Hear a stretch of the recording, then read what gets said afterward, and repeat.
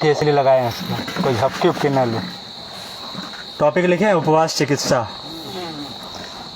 अब उसमें नीचे लिखिए उप जोड़ वास, उप जोड़ वास, उप जोड़ वास। उप जो धातु है ना, वो बाबूजी सही बोले, पास बैठना, तो यहाँ बैठना नहीं होगा, यहाँ पास स्थित होना, ऐसे करके लिखिए। जैसे होता है ना वास, वास करना, कहाँ आप वास करते हैं, निवास स्थान कहाँ है, हाँ रहने का जो है, तो पास रहना। अब आगे किसके रहना वो लिखवाएंगे। जैसे तो पास बैठते हैं जाकर के, अब किसके बैठते हैं वो कल बताएंगे विस्तार से। उपवास में पास रहना, तो किसके पास रहना, वो कई पक्ष हैं। यदि हम रोगी को यदि हम उपवास करवा रहे हैं तो उसके टॉक्सिन्स को निकालने के लिए उसके पास रहना। देखिए उपवास के लाभ, उपवास के लाभ, उपवास के लाभ क्या क्या है लिखिए। शरीर के विजातीय तत्व को बाहर करना, रोग जल्दी से पास नहीं आते, शरीर स्वस्थ रहता है। हाँ बहुत बढ़िया। पहले इसको लिखिए, पहला पॉइंट लिखते भी जाइए, लिखते भी जाएं। शरीर के विजातीय तत्व को बाहर करना, ये बाहर करने के लिए,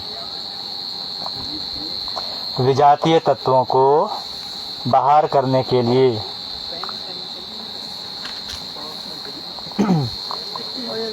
लिखे।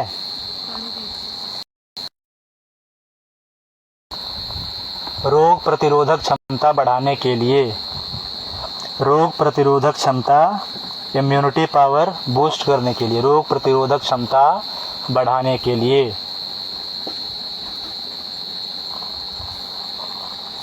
रोग प्रतिरोधक क्षमता, शारीरिक एवं मानसिक, शारीरिक मानसिक एवं आध्यात्मिक ऊर्जा एवं क्षमता, शारीरिक मानसिक आध्यात्मिक ऊर्जा एवं क्षमता बढ़ाने के लिए,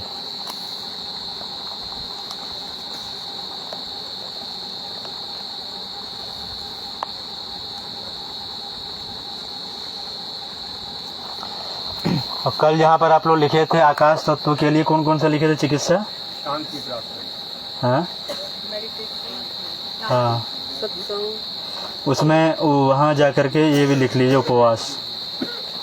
स्वाध्याय, सत्संग, ध्यान और मंत्र जो लिखे थे उसके बगल में लिखिए उपवास। आकाश तत्व को बढ़ाने के लिए उपवास, ग्रहण करने की क्षमता और वो तो गुण है ना, गुण नहीं, चिकित्सा जहाँ लिखवाए थे। हाँ ध्यान, मंत्र और उपवास। आकाश तत्व सबसे अधिक बढ़ती है उपवास से। उपवास करते हैं तो पूरा शरीर अपना हो जाता है खाली, और जहाँ खालीपन है वहीं आकाश तत्व। लिख लिए कौन कौन से लाभ हैं उपवास के। शरीर के विजातीय तत्वों को बाहर निकालना, रोग प्रतिरोधक क्षमता बढ़ाने के लिए, मानसिक विकार दूर करने के लिए, शारीरिक मानसिक क्षमता बढ़ाना। अब लिखिए किन बीमारियों में उपवास करें। अगला टॉपिक लिखिए, उपवास करें लेकिन किन बीमारियों में करें, किन बीमारियों में उपवास करें। पहला लिखिए, पहला लिखिए ज्वर, बुखार। बुखार आए तो भोजन को कम कीजिए, उपवास को बढ़ाइए। अभी उपवास लिखवाएंगे कितने प्रकार के होते हैं। पहला लिखिए बुखार, दूसरा लिखिए पेट दर्द। पहला लिखिए बुखार, दूसरा लिखिए पेट दर्द, तीसरा लिखिए हृदय रोग, तीसरा लिखिए हृदय रोग, है ना। हृदय रोग मतलब उसमें सब आ जाएंगे, हृदय में जलन होना, ये सब उसमें आएंगे, हाँ? और लिखिए मुंह का स्वाद बिगड़ना। होता है ना, स्वाद ही नहीं आता, कुछ भी भोजन करते हैं स्वाद नहीं आता, इसका मतलब है कि पाचन तंत्र आपकी गड़बड़ है, इसलिए स्वाद को आप बता ही नहीं पा रहे कैसा स्वाद है, फीका फीका सा लगता है भोजन खाने में। लिखिए सिर दर्द, सिर में यदि भारीपन बना हुआ है उस समय भी भोजन ना करें। सिर दर्द,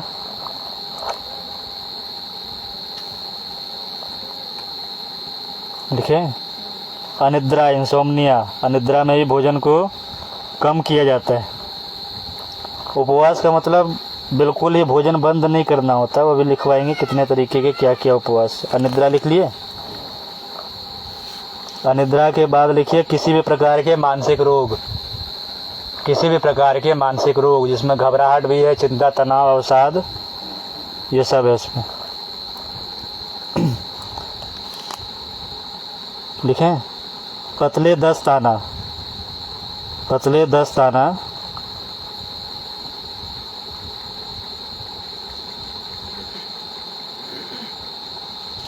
लिख लिए।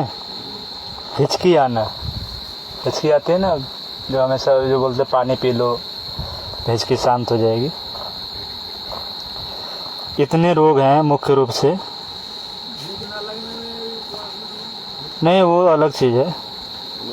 भूख ना लगना उसके अलग कारण, वो भी वही है। यदि अपच होंगे तो उसमें भी भूख नहीं लगेगी। और भी कई कारण हो सकते हैं, मानसिक चिंताएं भी हो सकती हैं। क्या? हाँ, उल्टी आना। उल्टी में कैसे भोजन करेंगे आप? तो जो भी खाएंगे सब वोमिटिंग हो जाएगी। वो भी लिखना है क्या? नहीं, वो नहीं लिखना है। उल्टी में भोजन कैसे करेंगे आप? जैसे मुख में रखेंगे बाहर हो जाएगी वो। अगला लिखिए उपवास के प्रकार। उपवास के प्रकार, उपवास के प्रकार लिखिए। दीर्घकालीन उपवास, दीर्घकालीन उपवास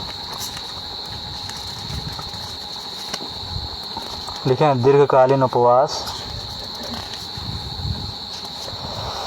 दीर्घकालीन उपवास में लिखिए 1 दिन से लेकर के 1 महीने तक जो उपवास है, 1 दिन से लेकर के महीने भर तक जो उपवास करते हैं उसे दीर्घकालीन उपवास होते हैं।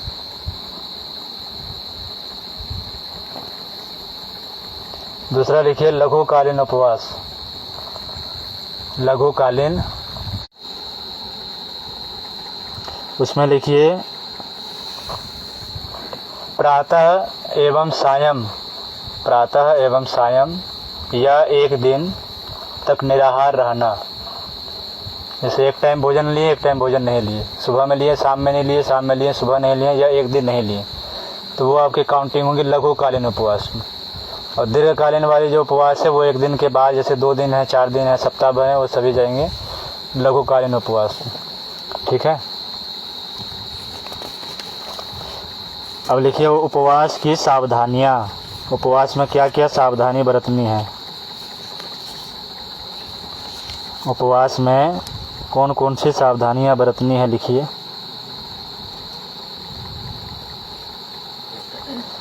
पहला लिखिए 1 दिन के उपवास के लिए, यदि 1 दिन हम उपवास करेंगे, जैसे रविवार का उपवास है, गुरुवार का उपवास है, उसके पूर्व संध्या पर, शनिवार की रात्रि को या बुधवार की रात्रि को बिल्कुल हल्का भोजन लें। यानी कि कल नहीं खाना है तो आज भर पेट खा लीजिए कि कल भी वो काम आए, वैसे नहीं करना है। यदि कल उपवास में रहना है तो आज हल्का भोजन लेंगे। कोशिश करेंगे कि लिक्विड लेंगे, है ना, बहुत हो तो दलिया ले लें, खिचड़ी ले लें। दूसरा लिखिए उपवास के दिन कड़ी मेहनत ना करें।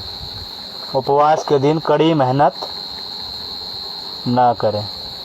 उपवास है तो उसमें कड़ी मेहनत नहीं करेंगे। से अब तो चक्की चलाना होता है, वैसे भी जो भी भारी काम हो, जैसे कपड़े साफ करना या कुछ साफ सफाई करना, घर धुलाई करना, ये सब काम उस दिन नहीं करना है। अब करना क्या है वो लिखिए। उपवास के दिन क्या करें? उपवास के दिन क्या करें लिखिए। उपवास के दिन क्या करें लिखिए। लिखिए खूब पानी पिए। पहला लिखिए खूब पानी पिए।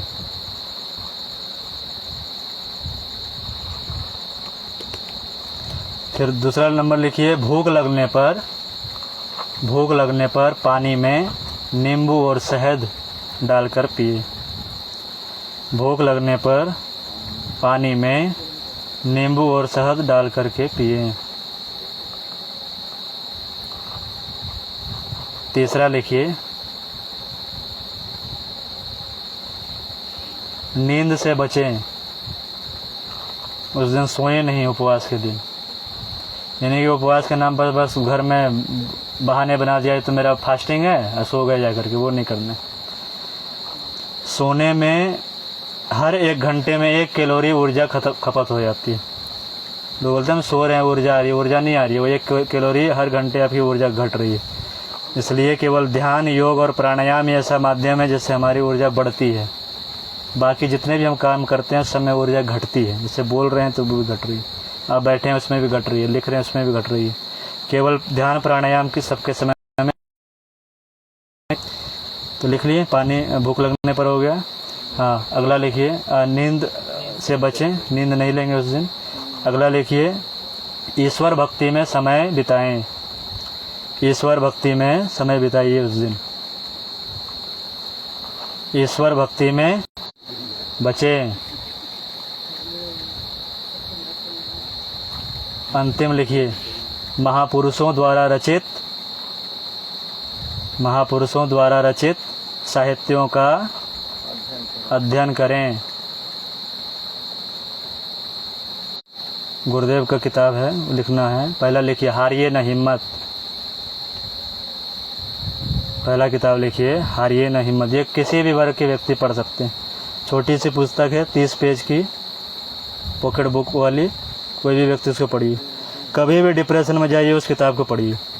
किसी भी प्रकार की समस्या, उस किताब को पढ़िए, तुरंत समस्या का हल किसी भी पेज। गुरुजी के पुस्तकों की एक खासियत है, गुरुजी की पुस्तक की एक खासियत है। जैसे मान लीजिए गुरुजी की पुस्तक है, ऐसे है तो नहीं ये वाली, गुरुजी की ये गुरुजी की यदि पुस्तक है, आपकी यदि समस्या है, उसमें करिश्मा ऐसा है कि उस पुस्तक को आंख बंद करके, कोई भी पुस्तक है गुरु, केवल यही नहीं, हजारों पुस्तक रखी है, उसमें से किसी भी पुस्तक को आंख बंद करके उठाइए, उस पुस्तक के पेज को सहला करके, किसी भी पेज को खोल करके लाइन कहीं भी हाथ रख दीजिए, आप उंगली, उस लाइन को आप पढ़िए, उसी लाइन में आपकी समस्या का समाधान होगा। ये प्रैक्टिकल लेकर के खुद भी देख सकते हैं, समझे। पहला लिखिए, हारिए ना हिम्मत लिखे। दूसरा लिखिए, सफल जीवन की दिशाधारा। दूसरा लिखिए, सफल जीवन की दिशाधारा। ये बच्चों के लिए खास करके, हाँ, सफल जीवन की दिशाधारा, ये पुस्तक के नाम है, लिखे। तीसरा लिखिए, समस्याएं आपकी समाधान युग ऋषि के। समस्याएं आपकी समाधान युग ऋषि के। और एक अंतिम लिखिए, मोटी वाली पुस्तक, ऋषि चिंतन के सानिध्य में। यह दुनिया का सबसे बड़ा मनोवैज्ञानिक ग्रंथ है। ऋषि चिंतन के सानिध्य में 3 वॉल्यूम में है ये वाली। ऋषि चिंतन के सानिध्य में।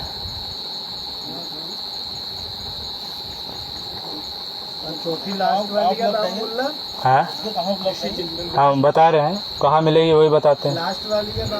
ऋषि चिंतन के सानिध्य में, ऋषि चिंतन के सानिध्य में 3 वॉल्यूम में है ये वाली। अब कहाँ मिलेगी वो भी एड्रेस लिखिए, awgp.org।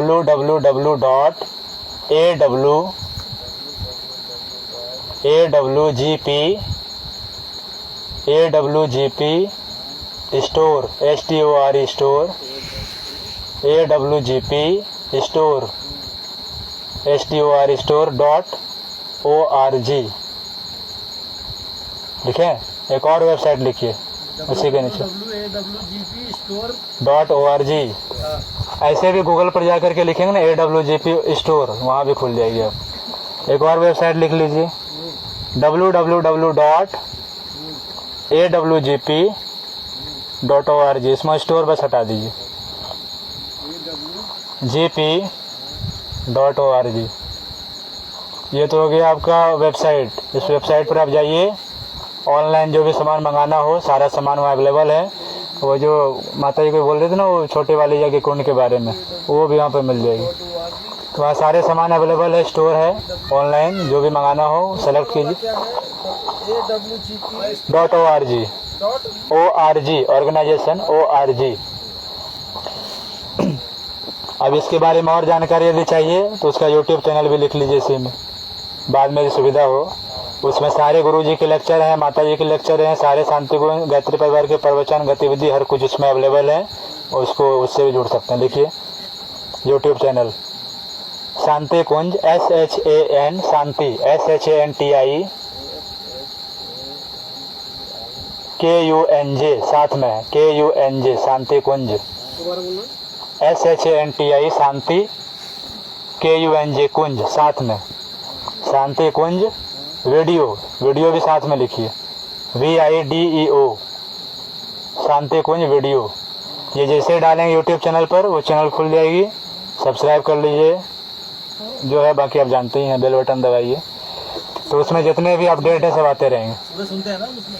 हाँ, जो आज भैया बजाए थे ना उस समय जो लेक्चर चल रही थी वो गुरुजी की जो लड़की है उनके लड़के, जो कि अभी जो हम लोग खूब योग दिवस हल्ला कर रहे हैं और मोदी जी खूब श्रेय ले रहे हैं ना, तो डॉक्टर चिन्मय पंड्या जी WHO जो अपना संस्था है 1945 में जो अस्तित्व में आया और जो हम लोग को सिखा रहा है कि स्वास्थ्य क्या है, वहाँ जाकर के उन्होंने 179 कंट्रीज़ के प्रतिनिधि लोग आए थे, वहाँ पर इन्होंने प्रस्ताव रखा। गायत्री परिवार की तरफ से नहीं, वो भारत सरकार के ICCR में वो मेंबर भी हैं। भारत की जो सांस्कृतिक विरासत है उसको देश दुनिया में पहुंचाने वाले वो प्रमुख है, भारत की तरफ से प्रतिनिधित्व करते हैं। उनको वहाँ भेजा गया था भारत की तरफ से, तो उन्होंने योग का जो वैज्ञानिक पक्ष है, जो दार्शनिक पक्ष है, बहुत अच्छा बोलता है, आप लोग सुने भी होंगे, इस पर मिलेगा भी उनका वीडियो, या चिन्मय पंड्या करके आप डालेंगे गूगल यूट्यूब पर तो खुल जाएगी, बहुत अच्छे लेक्चर्स हैं उनके। चिन्मय पंड्या करके लिखेंगे तो उसमें वहाँ वो सारे प्रेजेंट किए, फिर रखे गए। तो पहले ही जो प्लेटफॉर्म उन्होंने बनाया, फिर मोदी जी गए तो सब तो तैयार थे ही, तो सभी ने तैयार कर दिया। तो उनके पीछे की जो पृष्ठभूमि होती है वो तो जानी नहीं जाती। अब ताजमहल तो इन्होंने बनवा दिया, शाहजहाँ तो फेमस हो गए, लेकिन जिनके हाथ काटे गए उनमें से एक का भी नाम नहीं पता है। तो वही जो फाउंडेशन बनाते हैं, जिनके कंधों पर इमारत खड़ी होती है, उनको लोग भूल जाते हैं। खैर कोई बात नहीं, खैर जो भी करे अपनी विरासत में योग है, पहुंच रहा है, अच्छी बात है, केवल जानकारी के लिए बताया आपको। तो उनके लेक्चर को सुनिए। आज के समय में युवा कैसा हो, आदर्शवान युवा कैसा हो, हमारा परिवार कैसा हो, और वो भी प्रोफेशनली जो है मनोचिकित्सक रहे हैं। लंदन में जो कल हम उदाहरण बता रहे थे सुई चुभोने वाली, उसमें भी नाम लिए थे हम, तो विश्वविख्यात मनोचिकित्सक हैं। तो उनके लेक्चर को सुनिए, बच्चों को भी सुनाइए उनके लेक्चर को, और उनकी समय तो बहुत कीमती रहती है। हम ही लोग नाम लिखाते हैं, 3 दिन बाद बुलाते हैं मिलने के लिए। तो हम लोग तो खैर ऐसे मिल लेते हैं, शांतिकुंज में रहते हैं, तो आते जाते भी प्रणाम हो जाता है। हाँ, अभी कनाडा में है, अभी वो भी आपको मिलेगी। फेसबुक पेज पर भी देख सकते हैं, AWGP फेसबुक पेज अपना है शांतिकुंज का, उनमें भी उनका मिलेगा, या DSB करके भी डालेंगे, देव संस्कृति विश्वविद्यालय। कहने का ये तात्पर्य है कि दुनिया में जो सकारात्मकता घट रही है उन चीज़ों से जुड़िए। तो अपना गायत्री परिवार आज के समय में जो है, जिनका उद्घोष है मनुष्य में देवत्व, धरती पर स्वर्ग का अवतरण, तो गुरुजी कहते थे कि दूसरा वाला पक्ष तो ऑटोमेटिक हो जाएगा। एक कहानी छोटा सा सुनाते हैं, फिर उसको कर लेंगे। त्रिशंकु का नाम सुने हैं सब? त्रिशंकु नहीं सुने नाम? जब अयोध्या के राजा हुआ करते थे, उनकी इच्छा थी कि मैं सशरीर स्वर्ग जाऊं। उस समय विश्वामित्र ब्रह्मर्षि नहीं बने थे, उस समय उनकी तपस्याएं चल रही थी, उस समय ब्रह्मर्षि नहीं बने थे वो। तो वशिष्ठ जी के जब पास गए थे वो त्रिशंकु नाम नहीं था उनका, कुछ नाम था उस राजा का। तो वशिष्ठ जी मना कर दिए, बोले मैं प्रकृति के विधाता के बनाए हुए सृष्टि में हस्तक्षेप नहीं कर सकता, भले मैं ब्रह्मर्षि क्यों ना हो। तो बोले ठीक है। तो वो गए विश्वामित्र जी के पास, मालूम चला कि वो उग्र साधना कर रहे हैं, वो करवा सकते हैं। तो उनके पास बढ़िया था, प्रैक्टिकल करने के लिए हर कोई आदमी चाहता है, तो उनको ऑब्जेक्ट मिल गया प्रैक्टिकल के लिए। जैसे भैया बता रहे थे, एक बार कोई रिसर्चर था, उनको बोला कि साइन करो, हम आपके ऊपर मेडिसिन का प्रयोग करेंगे। तो भैया तो बहुत दिमाग थे नेचुरोपैथी से जुड़े हुए, बोले भैया आपकी एलोपैथी आपको मुबारक हो, हमारा नेचुरोपैथी जिंदाबाद। तो वैसे त्रिशंकु मिल गए तो बोले अब हम अपनी आध्यात्मिक साधना का इस पर प्रयोग करेंगे। तो उसने क्या, विश्वामित्र जी ने क्या किया, उसको बोले मैं तुझे वचन देता हूँ, मैं तुम्हें स्वर्ग में पहुंचाऊंगा सशरीर अपनी साधनाओं के बल पर।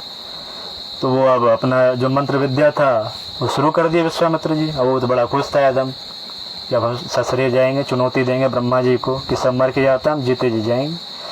अब वहाँ सब ब्रह्मा जी को सब सारे देवता स्वर्ग वाले कि ये पहुँच जाएगा तो इंद्र का तो सिंहासन खाली हो जाएगा ऊपर। तो उसी प्लानिंग के तहत उनको क्या किया गया, न स्वर्ग भेजा गया और न धरती पर आ, बीच में ही लटक गया वो। तो इसलिए कहा गया न ये आकाश का, न पाताल का, न धरती का, वो हो गया त्रिशंकु, बीच में ही लटक गया वो। फिर ब्रह्मा जी आए, बोले इसको नीचे उतारो, सृष्टि में व्यवधान उत्पन्न हो जाएगी। विश्वामित्र जी को आशीर्वाद दिया गया कि कलयुग के समय तुम्हें यह मौका दिया जाएगा कि इस पूरे सृष्टि को ही तुम स्वर्गमय बनाओगे। तो कहा जाता है उसी विश्वामित्र की चेतना गुरु जी के रूप में आई, क्योंकि गुरु जी जब हिमालय गए थे तो विश्वामित्र जी आज भी तपस्यारत हैं। तो विश्वामित्र जी से इनके दर्शन हुए। विश्वामित्र जी कहे कि तुम मेरी मूर्ति को वहीं स्थापित करो जहाँ पर कि मैंने उस गायत्री महाविद्या का साक्षात्कार किया। फिर गुरु जी सप्तऋषि मंडल बनाए, शांति कुंज जाएंगे, 7 ऋषियों की मूर्ति है वहाँ पर। उसी विश्वामित्र के तेज को लेकर के गुरु जी पहुँचे और उन्होंने कहा कि मैं इसी धरातल को स्वर्ग बनाऊँ। उसमें कोई दोहा भी मैं बोल रहा हूँ, संदेश नहीं मैं स्वर्गलोक का लाई, इस भूमि को ही स्वर्ग बनाने आई। मतलब इस धरती को ही मैं स्वर्ग बनाऊंगा। तो कंडीशन क्या है उसका, स्वर्ग में रहते कौन है, देवता रहते हैं। तो गुरुजी ने कहा मनुष्य में देवत्व का उदय, तो मनुष्य में दूंगा। और उस समय तो 400 करोड़ थी, तो आप तो 800 हो गई। तो अपना मिशन उसी पर काम कर रहा है। कहने का ये मतलब है कि आप लोग अच्छे विचारों से जुड़िए। अपना गायत्री परिवार का एक ही काम है, लोगों को अच्छाइयों से जोड़िए, है ना। इसलिए आप लोग भी आए हैं तो सौभाग्यशाली हैं, क्योंकि नहीं तो लोग तो एक एनिमा का 1000 रुपये लेते हैं बाहर में। संघ प्रक्षालन कराने के लिए एक भाई साहब आए थे, वो बोले 5000 रुपये लेते हैं दिल्ली में। आप लोगों को फ्री में संघ प्रक्षालन, फ्री में एनिमा, जो अब दिए उसी में सारे चीज़ छोड़ रहे हैं। दिल्ली में कहाँ लेते हैं? हाँ, दिल्ली में कहाँ लेते हैं?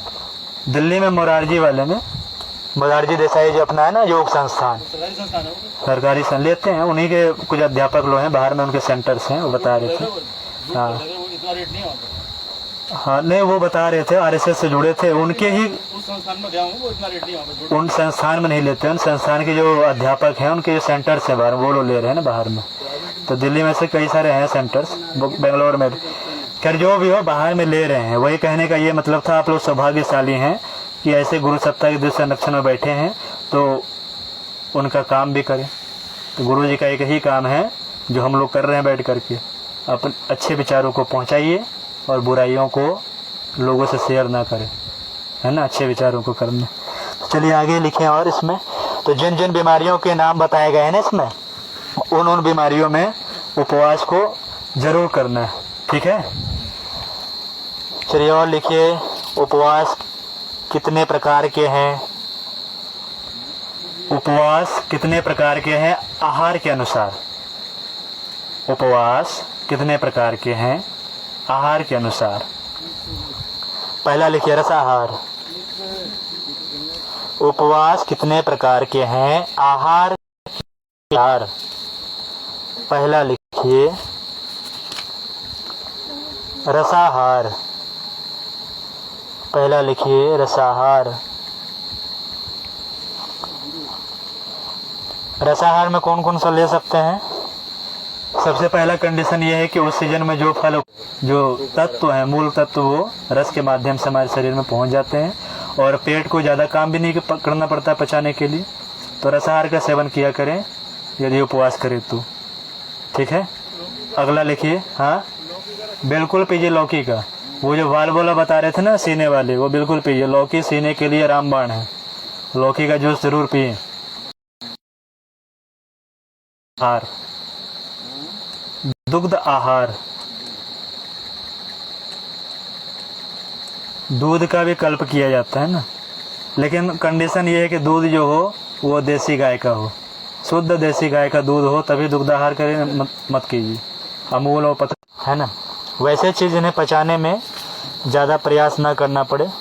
तो मुख्य रूप से ये दो है, दुग्धाहार और एक लिखिए फलाहार।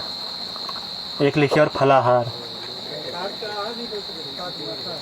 क्या हुआ वो ना, लस्सी है, मट्ठा है, छाछ, ये सब जितने सब दुग्धाहार के। लेकिन कंडीशन यही है कि देसी गाय होनी चाहिए। फलाहार लिखिए, फलाहार लिखिए चीज पर आइए। सबसे बेस्ट है रसाहार, उससे बेस्ट है फलाहार, उससे भी नीचे है दुग्धाहार। वो दुग्धाहार उन लोगों के लिए जो बिल्कुल कमजोर व्यक्ति है, जिनको कैल्शियम की आवश्यकता है, विटामिन डी की आवश्यकता है, उनकी जिनका पेट पहले से निकला हो, गैस वैस बनता हो, वो आहार पर आइए। ठीक है, एक और लिखिए जलाहार, एक और लिखिए जलाहार। और जल का बताए दिए है ना, जल जल जो हो वो फ्रिज की पानी ना हो, बॉटल की पानी। ऐसे फिर गुनगुना पानी पीते रहे, गुनगुना पानी पीना, ठंडा ठंडा पानी नहीं पीना, निकल गुनगुना पानी पिएंगे। ठंडे पानी पिएंगे तो आंतें सिकुड़ जाती है इसमें। तो गुनगुना पानी पिए, गर्म करके ना हो तो सूर्य की रोशनी में पानी को रख दीजिए, वो पानी थोड़ी गर्म हो जाएगी, उस पानी को पीजिए। सबसे अच्छा पानी बचपन में जो छोटे छोटे बच्चे को उसी से नहलाया जाता था, पानी को गर्म करके और पानी को रख दिया जाता था धूप में, उसी से नहलाया जाता। सूर्य की मंगलवार प्रसन्न कर लो। तो अपने पुराने समय में क्या था, हम लोग आस्थावान थे, है ना, तो हर चीज पर हम लोग को विश्वास हो जाती, इसलिए हर चीजों को उन्होंने आस्था से जोड़ दिया कि वृक्ष की पूजा करो तो आस्था से उनको जोड़ दिया, उपवास करो आस्था से जोड़ दिए। शिव जी को प्रसन्न करना है तो सोमवार को विशेष उच्चारण करें, विशेष जप करें। यदि आम दिन यदि 24 बार करते हैं, 108 बार करते हैं, उस दिन डबल कर दें, मल्टीप्लाई कर दें उस दिन, है ना, तो उस दिन सूर्य तत्व, आकाश तत्व उपवास के माध्यम से हमारे शरीर में बढ़ेगी। समझ गए। यदि सप्ताह वाले नहीं कर सकते हैं तो 15 दिन पर कीजिए, एक दिन एकादशी का व्रत।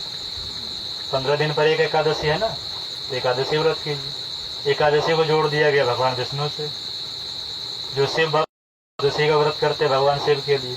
इस तरीके से वैज्ञानिक बनाया गया था, इस आस्था से जोड़कर। जो एकादशी नहीं करना चाहते वो अमावस्या करें, पूर्णिमा करें, तो इस तरीके से जोड़ा गया था। ये सब कोई अवैज्ञानिक चीज नहीं है, ये सब वैज्ञानिक है, सबके पीछे लॉजिक है कुछ न कुछ। ठीक है, तो इसलिए ये सारे व्रत उपवास बनाए, रात्रि है, इस तरह के जो व्रत बनाए गए थे। तो गुरु जी लिखते हैं कि जो विश्व ब्रह्मांड में जो ग्रह नक्षत्र है, गायत्री मंत्र, गायत्री चालीसा में एक श्लोकन है कि ग्रह नक्षत्र ब्रह्मांड घनेरे सब गतिवान, हमारी प्रेरणा से ही सभी ग्रह नक्षत्र गतिशील है। तो उन ग्रह नक्षत्रों का उस दिवस पर विशेष प्रभाव पृथ्वी पर पड़ता है। उन प्रभाव को ग्रहण करने के लिए वैसे वैसे तिथियों में व्रत उपवास बनाए गए। तो उन व्रत उपवासों को जरूर करना चाहिए। जन्माष्टमी दिन हमारा उपवास कर लिए और रात में खूब ठूसे जा रहे, जैसे जिहादी लोग करते हैं, रोजे के नाम पर दिन भर उपवास करते हैं और रात में खूब ठूसे जाते हैं, रात नॉनवेज खाते हैं, रात भर खाते हैं। सुबह 4 बजे कौन खाता है भोजन? राक्षसों की तरह सुबह चिल्ला चिल्ला करके कि समय हो गया है, अब ये शुरू होने वाला, वो जो भी है उन लोगों को छोड़िए, वो तो वो अलग क्लास है। वो कभी बाबूजी आए हैं, बाबूजी लेंगे, उस सब पर क्लास है। शांत हो जाए, एकाग्र, सभी और शांति व्याप्त हो।